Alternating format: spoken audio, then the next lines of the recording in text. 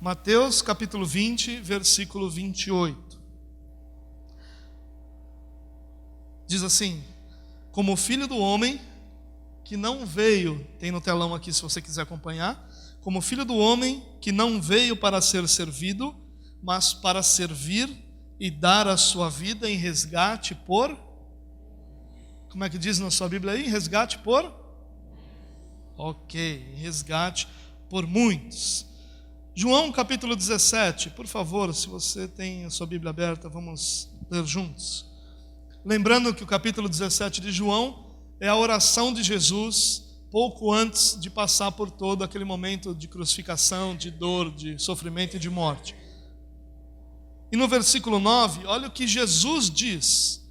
Ele diz assim, eu rogo por eles, os seus discípulos, que é o que o contexto ensina a partir do primeiro versículo.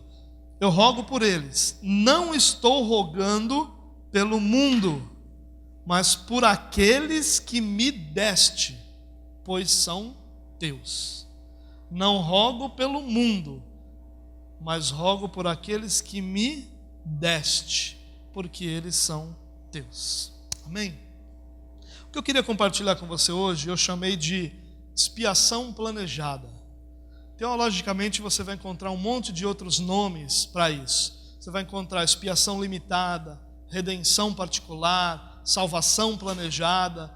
Eu vou usar expiação planejada, porque a ideia daqui da expiação é que é importante. Lembrando você que expiação é o que Jesus fez por nós. Nós tínhamos uma dívida por causa do nosso pecado, e Jesus pagou essa dívida para que nós já não fôssemos mais devedores dessa realidade. Então, a cruz foi o pagamento diante de Deus da nossa dívida do pecado. Nós deveríamos, a punição estaria sobre nós, a condenação estaria sobre nós. Jesus na cruz toma o nosso lugar, pagando Ele o preço que o nosso pecado seria ou que a nossa condenação exigiria. E isso é expiação, nós somos expiados pela obra redentora de Jesus. Agora, a grande pergunta é: qual é o propósito? Qual é o plano? Qual é o desígnio original de Deus ao enviar Cristo à terra para morrer por nós? Por que Deus envia Cristo à terra para morrer por nós? Ninguém nunca te fez essa pergunta? Quando você fala assim, Jesus te ama, Jesus morreu por você, Ele morreu no seu lugar, e alguém te pergunta, por quê? E essa é uma pergunta para a gente responder. Por que Deus enviou Cristo à terra? Nós temos a primeira opção. Deus enviou Cristo à terra para que as pessoas tivessem uma possibilidade de salvação. Deus enviou Cristo à terra para que as pessoas encontrassem uma chance de ser salvas, mesmo que isso implicasse na possibilidade de ninguém aceitar essa salvação, ou de ninguém querer essa salvação. Ou Deus enviou Cristo à terra para que Ele morresse por aqueles que Ele já havia elegido. Eu falei que era o mais polêmico de todos. E antes que você levante, eu quero começar a responder. Irmãos, pare para pensar em uma coisa. Nós temos um pensamento muito corrente que diz o seguinte: Cristo morreu para que as pessoas pudessem encontrar salvação. Que pessoas? Todas as pessoas, de todo o mundo, em todos os lugares, em todas as épocas, para que todo mundo pudesse encontrar salvação. Isso acontece? Sim ou não? Por que não? Porque a Bíblia ensina que, quando fala lá em Apocalipse sobre os juízos, que num dos juízos nós vamos encontrar muitas pessoas não salvas sendo condenadas. Então nós vamos encontrar em algum momento da história todos esses não salvos reunidos, sendo julgados e condenados pelo Senhor. Então não vai ser todo mundo que vai ser salvo. Vai ter um grupo de não salvos que vai chegar no momento em que serão julgados pelo Senhor. Ao longo de todas as eras, esse grupo de não salvos é reunido também. Agora, se Deus morreu, se Cristo morreu para que todos pudessem ter a salvação, então Cristo não consegue atingir esse objetivo, porque muitos não querem a Cristo, supostamente dentro dessa ideia. Então, Cristo morreu por uma coisa que Ele não conseguiu fazer. E talvez você diga, mas o que acontece foi que as pessoas não quiseram a Cristo. E aí eu volto na nossa primeira mensagem de corrupção radical. O homem é capaz de querer a Cristo em algum momento? E se a resposta é não, porque essa é a resposta bíblica, Deus então atraiu para si aqueles que seriam salvos. Então, essas pessoas que seriam salvas e são atraídas para Cristo, os eleitos, são aquelas pessoas por quem Jesus morreu. Pastor, você está dizendo que Jesus não morreu por todos? Estou. Calma, não levanta, deixa eu acabar. Estou. Não sou eu que estou dizendo, na verdade. A Bíblia diz isso. Nós lemos 2 textos agora. Nós lemos um primeiro texto que diz que Jesus morreu por muitos. E depois nós vemos Jesus rogando, não pelo mundo, mas por aqueles que Deus deu a Jesus. Irmãos, os salvos, antes da fundação do mundo, já tinham sido escolhidos por Cristo. E a morte de Cristo é não para dar uma chance a todo mundo, mas para eficazmente atrair todos aqueles que já haviam sido escolhidos. Ah, pastor, mas quer dizer então que Jesus não morreu por todo mundo? Não, porque se Jesus tivesse morrido por todo mundo seria salvo. A morte de Jesus, ela é plena, perfeita e extremamente suficiente para atrair a Deus todos aqueles que são alvos dessa morte. Cristo não morreu por alguém que não vai ser salvo. Cristo não morreu por alguém que não vai ser atraído. Cristo não morreu por alguém que vai rejeitá-lo. Cristo morreu por aqueles que foram eleitos. Oh, meu Deus. Cristo morreu por você. Irmãos, só lembrando aqui, o que eu estou dizendo não é que a morte de Cristo, ela é limitada no sentido do seu alcance. Não estou dizendo isso. A obra de Cristo, ela é poderosa o suficiente para alcançar todas as pessoas. O que eu estou dizendo não é sobre a qualidade, sobre o poder, sobre a condição dessa obra. Eu estou dizendo sobre o propósito dessa obra. O propósito da morte de Cristo foi morrer por aqueles que são eleitos. Foi morrer por aqueles que Deus escolheu antes da fundação do mundo. Por essas pessoas Cristo morreu. E por isso a obra de Cristo é perfeita. Deus planejou a redenção com o propósito de proporcionar salvação aos eleitos. Deus planejou. A vinda de Cristo à terra não é uma ação desesperada de Deus, como se, meu Deus, nós estamos nos perdendo, e agora o que a gente faz? E de repente alguém teve a ideia, eu vou lá na terra e eu vou morrer por eles, e a gente tenta salvar essa coisa toda que está dando errado. Não é esse tipo de atitude desesperada que nós vemos, ao contrário disso. O que nós vemos é uma obra que foi planejada, desenvolvida e executada antes da fundação do mundo. A vinda de Cristo à terra é o cumprimento daquilo que antes da fundação do mundo no coração de Deus foi designado, foi planejado. O propósito da vinda de Cristo à terra é proporcionar salvação para aqueles que Deus havia elegido, para os eleitos de Deus. Por mais que isso possa parecer estranho, eu quero que você me permita explicar um pouco melhor isso. Muitas pessoas, quando eu falo isso, me mostram alguns textos que falam sobre Deus quer salvar a todos, sobre a vontade de Deus é salvar a todos, sobre o desejo de Deus é que todos se salvem. E aí então nós pegamos esses versículos e supostamente nós estamos dizendo que Deus quer que todos se salvem, sem ao menos olhar para esses versículos e responder quem são esses todos. Porque todos, em nenhum ambiente, necessariamente quer dizer todos. Se eu falo o seguinte, todos lá em casa todos são palmeirenses. O que eu estou querendo dizer? Que todo mundo é palmeirense? Não, eu estou dizendo que lá em casa, que todos os que estão na minha casa são. Então, o uso de todos não é necessariamente todo ser humano. E eu quero mostrar isso para você de uma forma mais prática através de um texto que está lá em 2 Pedro, que talvez seja um dos que o pessoal mais utiliza para questionar essa questão. 2 Pedro, capítulo 3. Se você quiser acompanhar aqui no telão, nós vamos ter também. Só uma questão que eu quero lembrar você, irmão. Se Deus quer salvar a todos, nós temos um problema. E o problema é que a obra redentora de Jesus falhou ou é falha.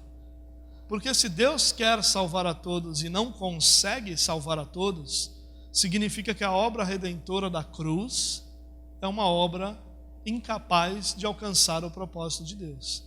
E nada seria mais absurdo do que a gente dizer o que eu acabei de dizer agora.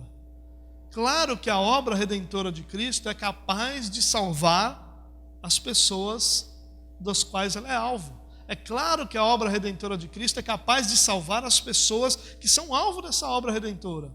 É claro que a obra de Cristo é poderosa o suficiente para trazer salvação.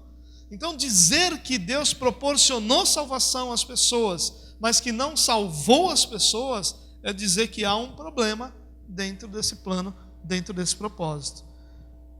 E aí você vai me dizer, mas isso é porque elas não aceitaram a Jesus, não é porque Deus não quis atrair. E como eu falei, se você acredita que alguém é capaz de aceitar a Jesus, então a sua teologia está respondida, está resolvida. Agora, se você acredita no que a Bíblia diz, que o ser humano é morto, que todos pecaram, que por causa da morte de Adão nós nascemos debaixo dessa mesma morte espiritual, que nós, se não formos vivificados, estamos e permanecemos mortos em nossos pecados, então você vai entender a necessidade que nós temos de Cristo para poder receber a nossa salvação. Amém? 2 Pedro capítulo 3, versículo 8 e 9. Não se esqueçam disso, amados. Para o Senhor, um dia é como 1000 anos, e 1000 anos como um dia.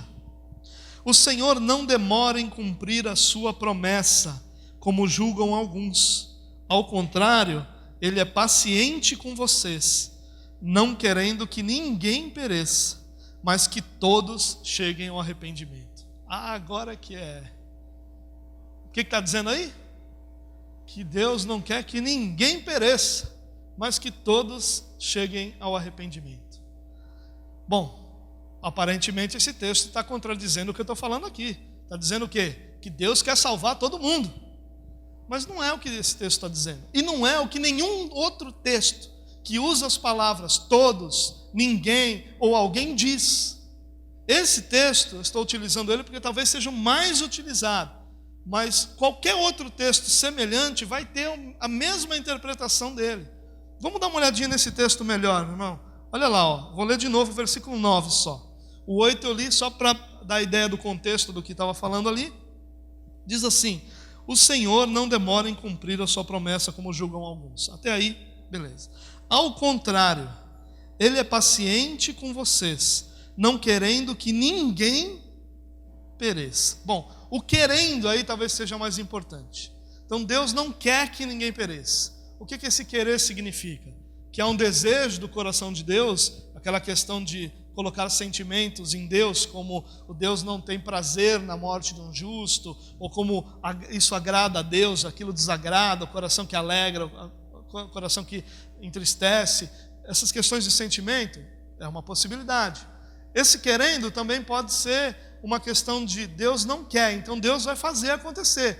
Quando Deus criou o mundo, Deus quis criar o mundo. O que Ele fez? Com a palavra, com o poder da sua palavra, Ele criou o mundo. O querer de Deus foi um querer absoluto, foi um desejo absoluto. Mas poderia, de repente, ser alguma coisa ligada a sentimento. E Ele não quer que ninguém pereça, mas que todos cheguem ao arrependimento. E aí, quem são esses todos? Dá uma olhadinha no restante do versículo, irmão. Olha só o que Pedro fala. Ao contrário, Ele é paciente com vocês. Algumas traduções vão dizer convosco, outras traduções vão dizer conosco. Mas sempre nessa linha, sempre nessa ideia de que Deus é paciente com vocês. Quem são esses vocês?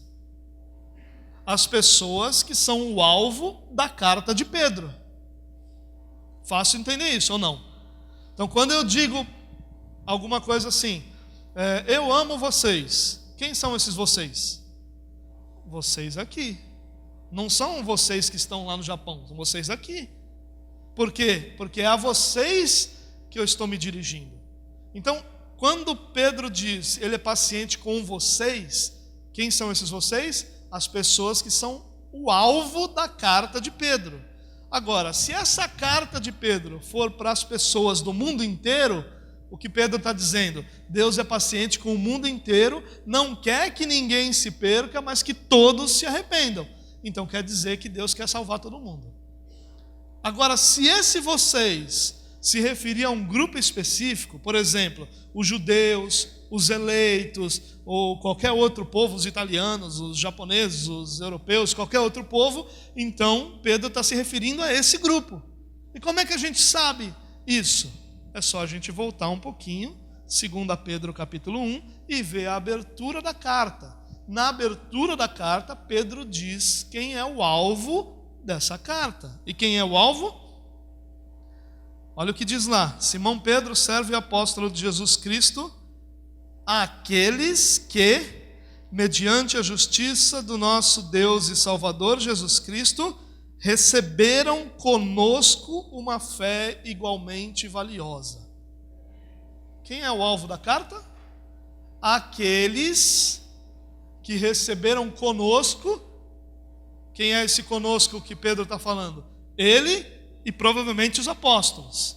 Ele e provavelmente as pessoas que estavam com ele naquele momento da carta. Receberam conosco o quê? Uma fé igualmente valiosa. Quem é o alvo da carta de Pedro? A igreja. Os eleitos, os salvos, aqueles que haviam experimentado a salvação em Cristo Jesus. Essas pessoas são o alvo. Então, quando Pedro diz, Deus é paciente com vocês, Pedro está dizendo, Deus é paciente com vocês que já experimentaram, já tiveram uma experiência redentora por causa de Cristo Jesus. Deus é paciente com vocês que já receberam essa fé valiosa como nós recebemos. Deus é experiente com você que já foi salvo por Deus. Essas pessoas são o alvo. Então, o que Pedro está dizendo? Que Deus é paciente para com aqueles que foram eleitos. Deus é paciente para com aqueles que foram salvos, não querendo que nenhum desses se perca. Em outras palavras, Pedro está dizendo, Deus está esperando que todos os eleitos sejam reunidos para que Deus cumpra a sua promessa de enviar novamente Jesus à terra. Nós, os eleitos, ou melhor ainda, os eleitos, são a razão da paciência de Deus para com esse mundo. Enquanto eles não forem reunidos, nós vamos continuar enxergando um Deus paciente, esperando a reunião dessas pessoas. Em outras palavras, a reunião dessas pessoas é que determina o tempo. Claro que isso no coração de Deus não vai ser uma surpresa, Deus sabe isso, mas é esse tempo que determina o cumprimento dessa promessa específica que Pedro está falando, que é a promessa da segunda vinda de Jesus Cristo. Todos os textos da Bíblia falam sobre isso, irmãos. Então você olha para o todos, e você não está olhando para o todos significando todos os seres humanos, mas todos de um determinado grupo. Aqui, todos os eleitos, todos que já experimentaram a salvação, todos os que pertencem à fé que Pedro tem. E é isso, irmãos, que nós precisamos entender. A morte de Cristo, ela é suficiente para cumprir o propósito de Deus, que é atrair para si todos os eleitos. Amém? Eu queria abrir um parêntese, irmão, e responder uma pergunta que eu sei que está na sua cabeça aí. E a pergunta é, por que eu preciso evangelizar então, se todos os eleitos já são determinados e se todos os eleitos vão ser atraídos para que Jesus volte? Eu vou dar algumas respostas para você. Eu poderia dar várias, mas eu vou ficar só em 3 porque é um parêntese, não é o foco da minha mensagem. Mas a primeira razão por que nós devemos evangelizar é porque é uma ordenança. Em nenhum momento Jesus colocou o evangelismo como uma escolha ou como uma ideia para que os cristãos adotassem. Jesus disse que nós deveríamos evangelizar. Indo por todo mundo, façam discípulos de todas as nações. Ele mostrou isso de forma muito clara, que o evangelismo é uma ordenança de Deus, é um mandamento de Deus, não é um opcional dentro do pacote do cristianismo, mas é um mandamento de Deus estabelecido na sua palavra. A gente encontra dezenas de versículos onde a gente poderia perceber Deus enviando, Deus mandando o evangelismo acontecer, o discipulado acontecer, que o discipulado é uma questão mais ampla, que começa com o evangelismo, mas sempre nós vamos encontrar uma ordenança de Deus. Então, por quê? Porque Deus mandou. E se Deus mandou não é suficiente para nós, todos os outros argumentos são inúteis. Porque esse deveria ser suficiente para nós. Eu vou argumentar os outros dois para completar a sua ideia, mas esse é o foco principal. O segundo argumento é que, se você ainda não percebeu, apesar da eleição, Deus escolheu aqueles que seriam dele, Deus escolheu um instrumento para atrair essas pessoas para si. Elas não são salvas por osmose, elas estão andando na rua e dizem: agora eu quero a Cristo. Não é esse o princípio bíblico da salvação. O princípio bíblico da salvação é como eles, numa versão simplificada, como eles vão se converter se ninguém pregar para eles? Como é que alguém vai pregar para eles se Deus não os enviar? Então, de forma muito simples, o instrumento que Deus utiliza para atrair as pessoas para si é a pregação do Evangelho. Paulo fala sobre isso o tempo todo, das coisas que ele abriu mão para pregar o Evangelho, da alegria que ele tinha de pregar o Evangelho, de como ele considerava toda a sabedoria humana como nada, para saber apenas de uma coisa: Cristo e Cristo crucificado. Essa era a mensagem, esse era o conhecimento, essa era a realidade, era a única coisa que Paulo tinha para dizer. Cristo morreu, ressuscitou, e tudo isso aconteceu para que você fosse chamado para pertencer ao Senhor. Então, de uma forma muito simples, irmãos, as pessoas são ganhas através da pregação do Evangelho. E é por isso que o que nós precisamos pregar é o Evangelho, irmãos. Não é o que Deus faz, mas é o que Deus já fez na cruz. Nós precisamos falar para as pessoas da necessidade que elas têm de salvação.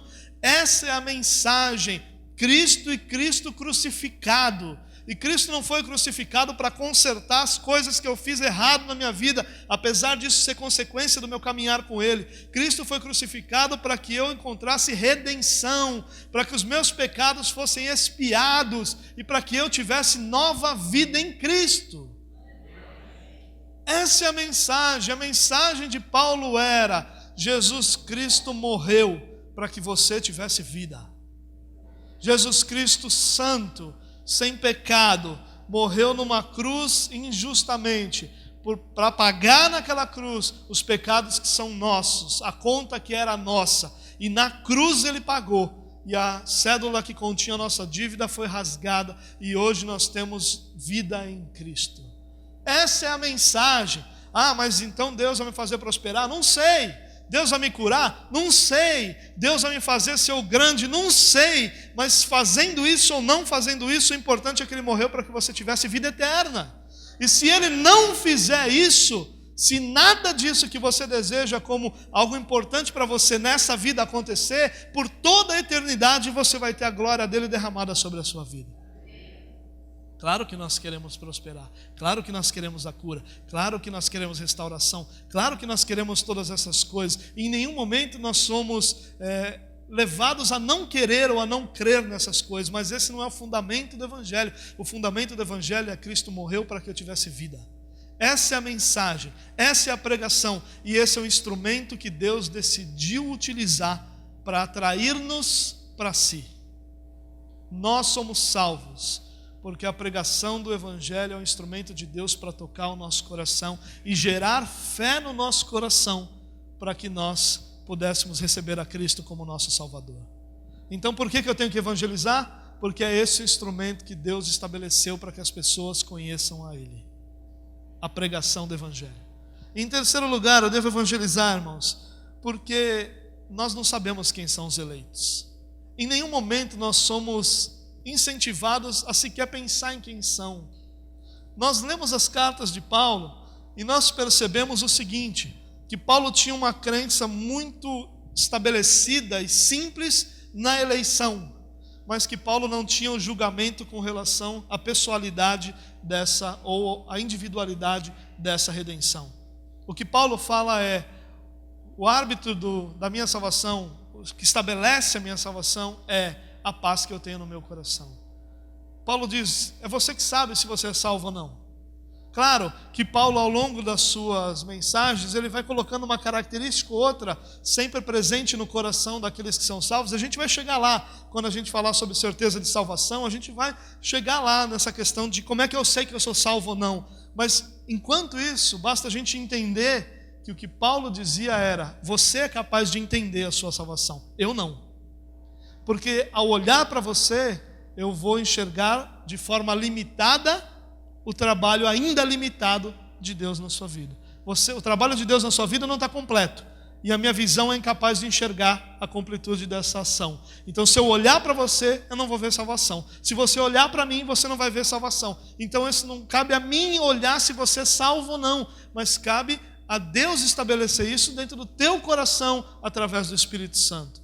Porém, como eu não sei quem são os eleitos, e não devo cair nessa arrogância de supostamente achar quem é ou não é, então por isso eu devo ministrar a pregação do Evangelho.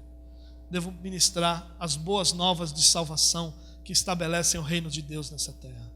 Por isso nós devemos evangelizar, irmãos, porque Deus usa o evangelismo para que nós encontremos, ou para que Ele atraia para si aqueles que Ele escolheu salvar. Amém? Eu queria finalizar essa mensagem, irmãos, com algumas coisas que são importantes. Não se anima não, ainda não está perto de acabar não, mas eu queria começar a finalizar com algumas questões que são importantes e que eu queria que você conseguisse guardar no teu coração. Quando a gente fala, irmãos, dessa questão que nós estamos falando essa noite, de uma expiação planejada, de uma salvação que foi planejada por Deus, que Deus decidiu executar dessa forma, nós não estamos falando de uma coisa que exclui pessoas, porque todos são automaticamente excluídos por sua natureza pecaminosa. Nós estamos falando de algo que inclui aqueles que são o alvo da maravilhosa graça de Deus. Então, olhe pelo lado da ótica bíblica, não pelo lado da ótica que nós temos de julgar essa questão e de olhar para uma justiça ou não nisso. Nós falamos nisso sobre a última mensagem. Se Deus não se movesse, todos iriam para o inferno. Então, se Deus resolveu escolher alguns, não há injustiça nisso, há graça. A justiça está nos que são condenados e a graça está naqueles que foram atraídos para o Senhor. Mas essa ideia, esse pensamento, esse princípio bíblico de expiação planejada é a única que exalta verdadeiramente a Cristo como Salvador. A ideia de que Cristo morreu por todos os homens, mas que muitos não serão salvos, ela diminui, ela degrada a obra salvadora de Cristo. É como se Cristo tivesse feito uma grande obra e as pessoas não quiseram, e é como se Cristo tivesse morrido na cruz, ressuscitado ao terceiro dia, colocado à direita do Pai, e agora ele estivesse lá. Pai, vamos lá, ó. Aquele vai ouvir o Evangelho, vamos torcer aqui para ele escolher a gente. Vamos torcer. Ah, não escolheu. Poxa, que pena. Vamos para o próximo. E aí, de repente, 10 não escolheram e Deus olha para Jesus e diz: calma, não fica assim não, fica triste não. De repente, algum lá vai ter misericórdia de você, coitadinho de você, e vai escolher você, né? Aí alguém vai lá e levanta a mão e diz, e aí Cristo vibra: aleluia, Pai, alguém me escolheu. É esse tipo de obra que nós vemos na cruz? É esse tipo de obra que você acredita? Uma obra que faz com que Deus fique torcendo para as pessoas aceitarem? Uma obra que depende da minha capacidade de te convencer que Ele é o Salvador? É muito pequena essa obra. A única mensagem, a única ideia que realmente engrandece o que Jesus fez na cruz é: o que Ele fez na cruz é suficientemente grande e capaz para atrair aqueles que Ele escolheu. E aqueles que Ele escolheu serão atraídos através da pregação do Evangelho. Num tempo que Deus determinou, que nós não conseguimos ter a menor ideia do porquê que um eleito é escolhido no leito de morte e outro eleito é escolhido durante a sua infância, nós não temos a menor ideia disso, do porquê disso, mas a grande verdade é: aqueles que Ele escolheu, esses serão salvos, porque a obra de Cristo é perfeita, ela é completa e ela é suficiente para atrair a Deus aqueles que foram escolhidos. Sabe, irmão, esse ensino de que Deus morreu por todo mundo diz que Cristo não fez o suficiente para conseguir salvar as pessoas, e que algo mais é necessário, e esse algo mais é a minha decisão. Então, se eu não decidir, a obra foi em vão. Cristo morreu em vão por pessoas que não o escolheram. Que tolice é essa? Você imaginar que Deus viria à terra, morreria pelos pecados de alguém que não o desejaria, pelos pecados de alguém que não o escolheria, e colocasse na mão das pessoas mortas espiritualmente, pecadoras, com sua realidade completamente permeada pelo pecado, a escolha de uma eternidade que o homem foi incapaz de conquistar, como ele seria capaz de escolher. E por causa disso, irmãos, nós diminuímos a grandeza da obra salvadora de Cristo. A obra da cruz é capaz de salvar aqueles que Deus escolheu para serem salvos. E se alguém não o escolhe, é porque alguém não foi escolhido por Ele. Por mais doloroso que seja isso, por mais triste que seja isso da gente enxergar, a salvação é algo que pertence exclusivamente a Deus. Para a salvação, eu não preciso da obra da cruz, mais a minha escolha. A obra da cruz é suficiente. A minha escolha é consequência de uma atração da parte de Deus. E por isso a obra é tão grandiosa. Porque ela não depende de mim, em nenhum aspecto, em nenhum momento e de nenhuma forma. Ela depende do Senhor e do Senhor somente. Amém? Se fosse verdade que Cristo morreu por todas as pessoas, o sangue de Cristo teria sido derramado em vão por alguns. Sua morte seria inútil para alguns. Então sua morte não teria sido realmente um resgate, não teria sido realmente a satisfação pelo pecado, porque se Ele é a satisfação pelo pecado, a expiação de todos, então todos estão redimidos do pecado. Isso não acontece, irmãos. Olha com carinho para isso. Para finalizar aqui, se Cristo morreu por todos os homens, e ainda alguns não são salvos, e se a diferença é a livre escolha da pessoa, então o que realmente importa na salvação não é a obra redentora na cruz, é a escolha da pessoa. Se o que determina se a pessoa vai para o céu ou não é a escolha dela, então a obra é irrelevante, porque é a escolha que vai determinar, em última análise. Agora, se o que realmente faz diferença é a obra redentora na cruz, não é a escolha humana que determina isso, mas a escolha de Deus para esse ser humano. Como eu tenho dito, a salvação é sim uma escolha de livre-arbítrio, mas não livre-arbítrio do homem, livre-arbítrio de um Deus soberano, que executou, planejou, executou e efetivou a salvação na nossa vida. E qual é a prática disso? Talvez você esteja se pensando, bom, amanhã eu vou trabalhar, o que eu vou carregar daqui para esse meu trabalho amanhã? Vou chegar lá falando que Deus não morreu por todo mundo. Já está difícil evangelizar dizendo que Deus ama todo mundo, que vai prosperar, que vai restaurar casamento, vai curar câncer, caroço, essas coisas. Já está tão difícil evangelizar assim, quanto mais se eu disser que é possível que você não tenha sido escolhido. Talvez seja esse o seu pensamento. Mas isso não importa. Honestamente, isso não importa. O que importa é como o seu coração vai sair daqui. Porque quando eu olho para isso, eu percebo ainda mais a grandeza do amor e da graça de Deus derramado sobre a minha vida. Porque se a salvação ela só é eficiente para aqueles que foram escolhidos, e eu estou diante da presença de Deus, significa que Deus me escolheu. E não há nenhuma dúvida que essa escolha foi feita apesar de mim. Que essa escolha foi feita não por qualidades, não porque um dia eu estaria aqui pregando, não porque eu assumiria esse chamado, por nada disso, mas porque Ele me escolheu. Jesus rogou por aqueles que o Pai deu a Ele. Os que pertencem a Jesus são aqueles que primeiramente foram dados pelo Pai a Jesus. Esses pertencem ao Senhor. Amém? Oh, meu Deus. Que Deus não permita que a gente fique pensando que a salvação, em última análise, depende de nós e da nossa escolha, porque a salvação pertence ao Senhor. Amém? Quero terminar, meu irmão, dizendo isso. Esse ensino que Cristo morreu por seu povo eleito, por aqueles que o Pai deu a Jesus, significa que Ele fez tudo o que era necessário para a salvação de cada um dos eleitos, mediante o seu sofrimento e morte, e nada mais é necessário.